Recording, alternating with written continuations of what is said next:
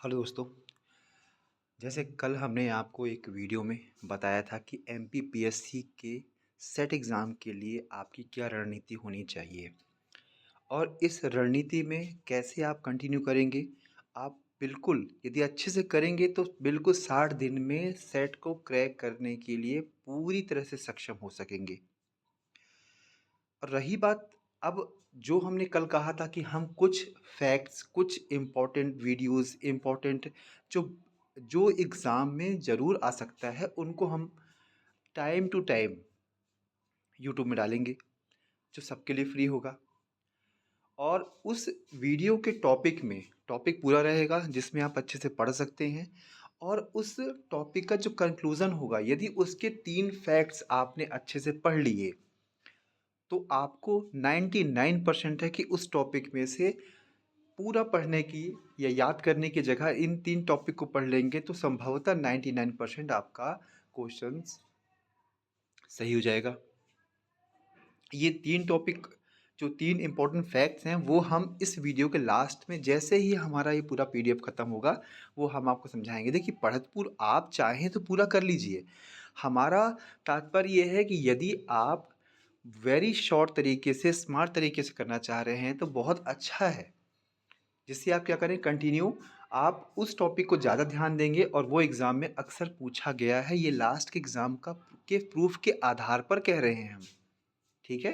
तो आज का टॉपिक क्या है? हिंदू विवाह। विवाह के बारे में चर्चा करेंगे हम लोग। विवाह, कौन कौन से इंपॉर्टेंट फैक्ट्स हैं, कौन कौन सी चीज़ आपको याद रखनी चाहिए, इन सब पे चर्चा करते हैं। ठीक है, चलिए स्टार्ट करते हैं आज। विवाह। देखिए, विवाह एक सामाजिक संस्था है जो सभी ज्ञात अज्ञात समाजों किसी न किसी रूप में पाई जाती है। मतलब विवाह आज का नहीं है। आप पुराने समय में, चाहे प्राचीन काल हो, आधुनिक काल हो, मध्यकाल हो, सब जगह आप एक संस्था के रूप में आप देखने को मिलेगा। सबसे इम्पोर्टेंट फैक्ट आप समझ लीजिए, इसमें लिखा हुआ है संस्था। अक्सर एग्जाम पूछा जाता है कि संस्था का उदाहरण क्या है, संस्था किसे कहते हैं। तो आप ये कह सकते हैं कि संस्था का उदाहरण क्या है, ये विवाह। ठीक है। विवाह मनुष्य की यौन संबंधी आवश्यकताओं की पूर्ति एवं संतानों उत्पत्ति के लिए दो या अधिक विपरीत लिंगियों संबंधों की व्यवस्था है, जिसमें विवाह से समाज की मूलभूत इकाई परिवार का निर्माण होता है। ये भी एक नया फैक्ट मिला आपको। परिवार का निर्माण की मूलभूत इकाई क्या है? परिवार के निर्माण की मूलभूत इकाई है आपके विवाह। अब पूरा कॉन्सेप्ट क्लियर हुआ आपको कि विवाह प्राचीन काल से चला आ रहा है, वर्तमान में चाहे मध्यकाल हो, प्राचीन काल हो, आधुनिक काल हो, किसी ना किसी, हो सकता है स्वरूप बदल बदल जाए, हो सकता है धर्म में आपको देखने को अलग तरीके से मिले, उनकी प्रक्रिया अलग हो, विवाह का तरीका अलग हो, लेकिन फाइनली क्या है? विवाह विवाह ही है। दो विपरीत लिंगियों, जैसे एक मेल और फीमेल, ये संतानों उत्पत्ति के लिए विवाह करते हैं और समाज इनके यौन संबंधों को स्वीकारता है। ठीक है, चलिए आगे बढ़ रहे हैं हम लोग। अब विवाह का अर्थ एवं परिभाषा में बात करें। कभी कभी पूछता है, हालांकि संभावना नहीं है, लेकिन हम हर एक सेक्टर को कवर कर सकते हैं। इसमें क्या है, जब दो या दो से अधिक क्यों कहा है इसमें? आपने इस बात को ध्यान से सुना होगा पहले कि बहुत से ऐसे आदिम समाज आज भी हैं जहाँ पर एक पति और बहुपत्नी, या एक पत्नी बहुपति का कॉन्सेप्ट चला रहा है। इसलिए दो या दो से अधिक विपरीत लिंगियों व्यक्तियों के मध्य यौन संबंधों को सामाजिक एवं कानूनी मान्यता। देखिए, अब विवाह में एक नया फैक्ट शामिल हो गया। क्या शामिल हो गया? सामाजिक एवं कानूनी मान्यता। बिना समाज के मान्यता के, बिना कानून के मान्यता के आप उसको विवाह की श्रेणी में नहीं रख सकते। ठीक है। शाब्दिक रूप से विवाह का अर्थ होता है वधु को वर के घर ले जाना। विभिन्न धर्मों में विवाह की भिन्न भिन्न व्याख्या है। एक जनरल कॉन्सेप्ट क्या है जो हम लोग समझते हैं, क्या समझते हैं? उसमें ये समझते हैं कि एक लड़की है, उसका विवाह होगा तो वह अपने घर को छोड़कर ससुराल में, मतलब पति के घर जाएगी। ये कॉन्सेप्ट है। कुछ धर्मों में, कुछ आदिम समाजों में, कुछ अलग अलग क्षेत्रीय ऐसे समाज हैं जहाँ पर यह प्रक्रिया थोड़ी-सी अलग हो सकती है, उल्टी हो सकती है, अलग अजीब हो सकती है। लेकिन कहीं न कहीं कॉन्सेप्ट आपको मेन है कि क्या करना है, इनको इकट्ठा करना है और एक परिवार को की कॉन्सेप्ट परिवार बनाएँ और वो संतानोत्पत्ति की प्रक्रिया करें, जिससे क्या होगा, एक प्रक्रिया समाज की प्रक्रिया को आगे बढ़ाएँ। ठीक है? अब कुछ थिंकर्स हैं, कुछ लोगों ने परिभाषाएँ दी हुई हैं, हम उसकी बात करते हैं। देखिए, बोगार्ड साहब हैं, इन्होंने कहा, विवाह स्त्री और पुरुष के पारिवारिक जीवन में प्रवेश करने की एक संस्था है। अब इसको याद करना है हम लोग को, तो पूरी परिभाषा तो हम लोग याद करेंगे नहीं, तो हम लोग क्या कर सकते हैं, विवाह स्त्री और पुरुष के पारिवारिक जीवन में प्रवेश करने की एक संस्था है। पारिवारिक जीवन में प्रवेश करने की एक संस्था है, इसको ध्यान में रखेंगे तो हम लोग एक याद रखेंगे, हाँ, बोगार्ट साहब ने ये कहा था। तो एक जब भी कोई परिभाषा या कोई बड़ी लाइनें याद करनी हो तो हमको उसका कीवर्ड ज़रूर याद रखना चाहिए, जिससे हम लोग जब एमसीक्यूज आए, सामने क्वेश्चन आए, तो हम उसको जज करने की कंडीशन में हो। ठीक है, अब नेक्स्ट में आते हैं हम लोग। वेस्टरमार्क साहब कहते हैं कि विवाह एक या अधिक पुरुषों का एक या अधिक स्त्रियों के साथ होने वाला संबंध है, जिसे प्रथा या कानून द्वारा स्वीकृति प्राप्त होती है। अब देखिए यहाँ भी समझिए, इसमें क्या है, वेस्टरमार्क कहते हैं या तो पत्नियों की संख्या ज़्यादा होगी या पति की संख्या ज़्यादा होगी, पुरुष ज़्यादा होंगे या महिला ज़्यादा होंगी, उनमें यदि विवाह होता है, संबंध होता है और यह कानूनी रूप से मान्य है, तो हम यहाँ पर क्या करेंगे, यहाँ पर प्रथा एवं कानून द्वारा स्वीकृत, इस वर्ड को पकड़ सकते हैं, या एक से अधिक पुरुष या एक से अधिक स्त्री, उसको पकड़ सकते, तो याद आएगा, हाँ यार, वेस्टर मार्क, मतलब हम एक मार्क जब करते हैं तो बहुत सारे लोगों में मार्क करते हैं, तो एक दिमाग में रख सकते हैं कि हाँ, मार्क कहाँ होता है, सब जगह होता है। ठीक है, चलिए अब नेक्स्ट आते हैं के एम कपाड़िया साहब, ये क्या क्या कहते हैं, ये कहते हैं कि हिंदू विवाह एक अटूट धार्मिक संस्कार है जो जन्म जन्मांतर तक चलते हैं। इस प्रकार कहा जा सकता है कि विवाह दो या दो से अधिक स्त्री पुरुषों के मध्य का का समाज स्वीकृत संबंध है। ठीक है, समझ में आ गया आपको। देखिए इसमें एक शब्द आ रहा है जन्म जन्मांतर, तो आप इस शब्द को भी याद कर सकते हैं और याद कर सकते हैं, हाँ, ये के एम कपाड़िया साहब ने कहा था।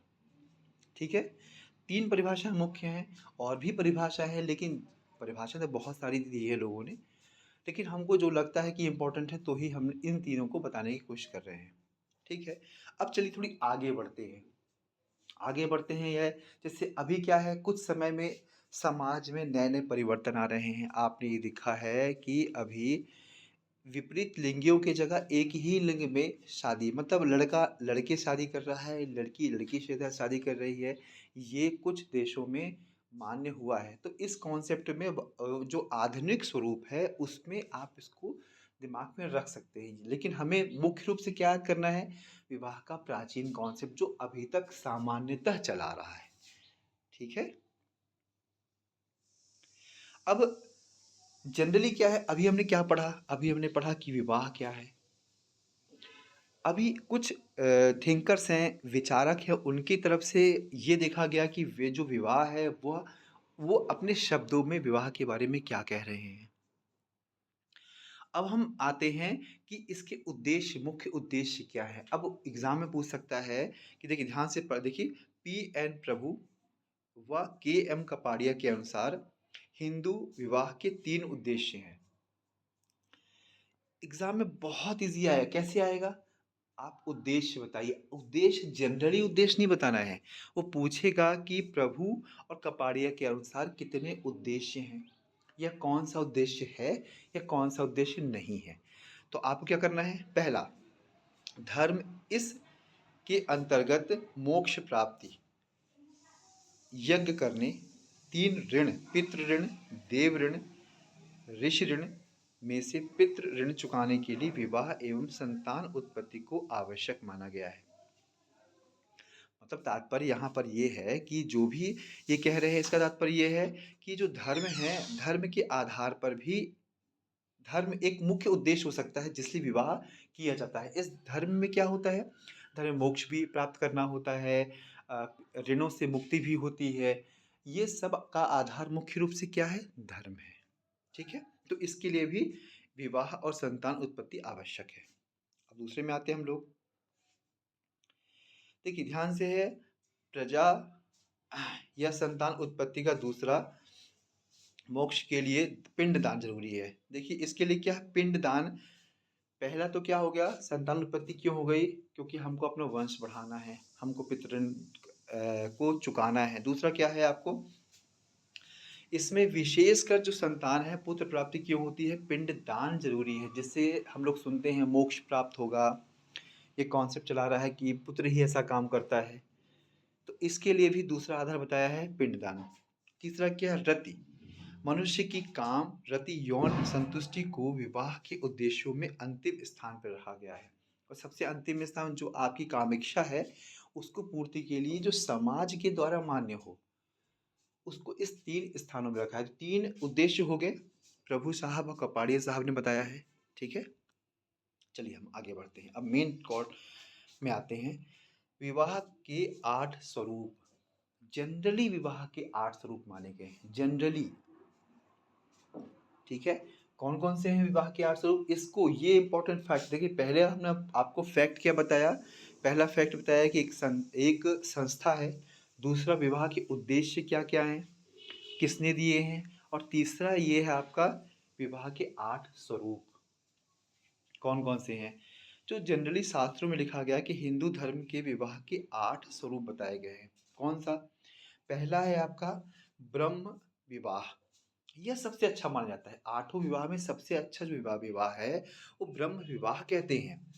इसमें क्या होता है? पिता योग्य वेदों के ज्ञाता वर के साथ धार्मिक विधि से कन्यादान करता है, और इस विवाह से उत्पन्न जो पुत्र होता है 21 पीढ़ियों को पवित्र करने वाला होता है। मतलब ऐसा कॉन्सेप्ट लिखा है कि ऐसा होता है। सबसे बेहतर विवाह कौन सा है? ब्रह्म विवाह। ठीक है, एग्जाम में ऐसे ही आएगा, पूछेगा सबसे बेहतर विवाह कौन सा है, ये है, या इस विवाह की क्या खास बात है ये। इस तरह से आप बहुत रटने के चक्कर में मत रहिए, आप केवल कॉन्सेप्ट समझिए और अपने आसपास के माहौल को उसको ऐड करिए, जिससे आपके दिमाग में जनरली क्या होता है, हम जब कुछ बहुत ध्यान से पढ़ते हैं ना, ध्यान से कोई काम करते हैं, ध्यान से देखते हैं, तो वो अपने आप दिमाग में सेट हो जाता है, आपको याद भी नहीं करना पड़ता। ठीक है, अब हम सेकंड में आते हैं, दैव विवाह। ये क्या है? इसमें यज्ञ कार्यों में निपुण पुरोहित को दान के रूप में कन्या देना ही दैव विवाह है। मतलब जब पुरोहित होता है, पूजा करने वाला होता है, उसको भी पुत्री दान में दे दी जाती थी पहले। इस विवाह का नाम क्या है? दैव विवाह। फिर हम आते हैं आर्य विवाह में। इसमें क्या होता है? आर्य मतलब होता है ऋषि। कन्या के पिता को क्या गाय बैल जोड़ा देकर इच्छा व्यक्त की जाती है कि भाई हमको विवाह करना है, तो फाइनली वो ऋषि को क्या होता है, अपनी कन्या दे देता है। तो इससे क्या होता है? इस विवाह का नाम आर्य विवाह हो गया। ओके, अब हम आते हैं, देखिए जितने विवाह हैं आपको ध्यान से को पढ़ना बस है अपने आप वो, क्योंकि विवाह एक ऐसा टॉपिक है जो अपने आप में बिल्कुल रुचिकर है। आप पढ़ेंगे ना तो आपको बड़ा मजा आएगा पढ़ने में। फिर है प्रजापत्य विवाह। इसमें क्या होता है? यह ब्रह्म विवाह की ही तरह है। इसमें वधु का जो पिता होता है वर को जीवन धर्म का इसमें आचरण करने का वो आदेश देता है। मतलब कहने का सीधा तात्पर्य ये है कि ठीक ब्रह्म विवाह की ही तरह है। सेम कॉन्सेप्ट पूछ सकता है कि ब्रह्म विवाह की तरह ऐसा इनमें से कौन सा विवाह है, तो आपको प्रजापत्य विवाह होगा। ठीक है, कोई कोई आपको डाउट हो, कुछ लगे, तो आप कमेंट्स बॉक्स में हमसे बोल सकते हैं। ठीक है, फिर आता है असुर विवाह या क्रय विवाह। वर द्वारा मूल चुकाकर, मतलब जब हम क्या आते हैं, पैसे देते हैं और पैसे देने के बाद कन्या को लेते हैं, तो वो कहलाता है असुर या क्रय विवाह। गंधर्व विवाह, इसे प्रेम विवाह भी कहते हैं, जो कि आजकल लव मैरिज चल रही हैं। यह प्राचीन काल में इसका नाम गंधर्व विवाह था। ठीक है। अब इसमें क्या होता है, वधु द्वारा अपनी पसंद के अनुसार वर चयन किया जाता है। मतलब कंपल्सरी नहीं है कि पिता शादी कर दी या इस कारण से शादी हो गई, नहीं। इसमें क्या है, जो वधु को पसंद होगा, मतलब अपनी मर्जी से शादी करेंगे, विवाह करेंगे, तो कहलाएगा ये गंधर्व विवाह। फिर है राक्षस विवाह। छल, कपट, अपहरण, युद्ध द्वारा कन्या से यदि विवाह किया जाता है तो वो कहलाता है आपका राक्षस विवाह। ये निकृष्ट की श्रेणी में आता है। और सबसे लास्ट देखो है पैशाच विवाह। ये सबसे निकृष्टतम, मतलब सबसे खराब श्रेणी में आता है। यह कौन सा है, पैशाच विवाह। इसमें बलपूर्वक यौन संबंध स्थापित करने के बाद विवाह कर लिया जाता है, इसलिए यह सबसे निकृष्टतम श्रेणी में आता है और इसलिए इसे पैशाच विवाह भी कहते हैं। देखिए, जो ऊपर के चार हैं उसको उच्च श्रेणी में मानते हैं और जो नीचे के चार हैं उनको निम्न श्रेणी में, विवाह की श्रेणी में रखा गया है।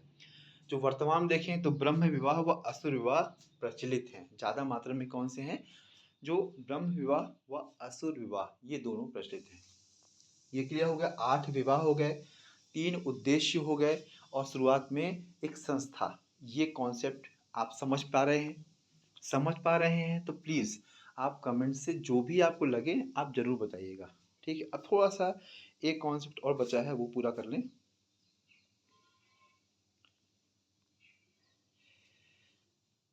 देखिए, कुछ और भी हिंदू विवाह से संबंधित कुछ महत्वपूर्ण नियम हैं जो निम्न विवाह हैं, निम्न प्रकार हैं। एक होता है अंतर विवाह। इसमें क्या होता है, अंतर विवाह में अपने ही धर्म में, अपने ही जाति में, अपने ही गोत्र में, खासकर गोत्र शब्द है, ठीक है ना।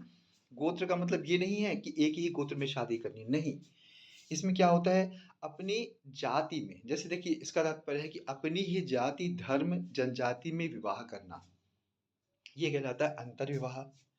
और ठीक जस्ट उल्टा क्या होगा, बहिर्विवाह मतलब होता है जब हम अपनी जाति से बाहर, अपने धर्म से बाहर, अपने समुदाय से बाहर करेंगे तो कहलाएगा वो बहिर्विवाह।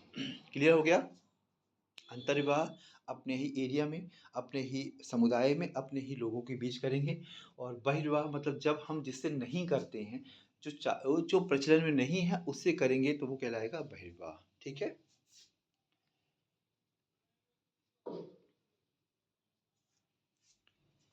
और एक कॉन्सेप्ट और समझ लीजिए इसमें, एक होता है अनुलोम और प्रतिलोम विवाह। ठीक है, अनुलोम में क्या होता है, इसमें नहीं है, वो हम आपको अलग से बात बता देंगे। अनुलोम विवाह से तात्पर्य होता है जब जब क्या होता है, लड़का उच्च वर्ण का होता है और लड़की निम्न वर्ण की होती है तो कहलाता है अनुलोम विवाह। और प्रतिलोम विवाह में क्या होता है, जब लड़की उच्च वर्ण की होती है और लड़का निम्न वर्ण का होता है तो प्रतिलोम विवाह कहते हैं। ठीक है, ये विवाह के बारे में लगभग पूरी जानकारी हिंदू विवाह से संबंधित आपको लगभग बता दिया गया है। इसमें हमने आपको जो लास्ट में कहा था ना, 3 इंपॉर्टेंट फैक्ट। पहला फैक्ट आपको उद्देश्य, तीनों उद्देश्य पढ़ लीजिएगा, बिल्कुल आ सकता है। दूसरा इंपॉर्टेंट फैक्ट, 8 प्रकार के विवाह, एक जनरल पढ़ेंगे, इसमें से सीधे सीधे प्रश्न पढ़े आ जाएंगे। और तीसरा आपका कि यह एक संस्था है, समिति है, यह क्या है, तो आपको दिमाग में रखना है कि हाँ ये एक संस्था है। ठीक है, कुछ भी डाउट लगे कहीं भी आपको तो प्लीज़ आप कमेंट्स कर सकते हैं और हमसे पूछ सकते हैं। ठीक है, और फिर हम एक नया टॉपिक ऐसे ही लेके आएंगे जिसमें आपको समझ में आए और जो इम्पोर्टेंट्स हो आपके MPPSC सेट के लिए। ठीक है, okay, thank you very much.